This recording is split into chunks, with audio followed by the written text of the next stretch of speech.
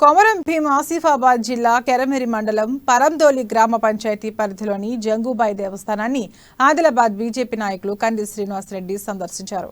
కొండ ప్రాంతంలోని గుహలో ఉన్న ఆదివాసీల ప్రధాన దేవత జంగుబాయిని దర్శించి ప్రత్యేక పూజలు నిర్వహించారు. పుష్యమాసంలో నెలవంక దర్శనంతో జంగుబాయి జాతర ప్రారంభమై ఈ అమావాస్య వరకు కొనసాగనుంది. తెలంగాణ, మహారాష్ట్రతో పాటు వివిధ రాష్ట్రాల నుండి భక్తులు తరలివచ్చి మొక్కులు చెల్లించుకున్నారు.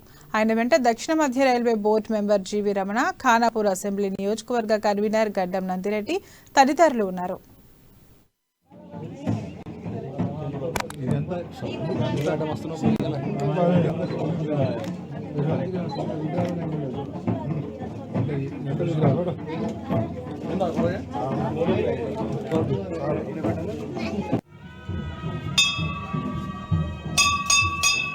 జై జంగుబాయి.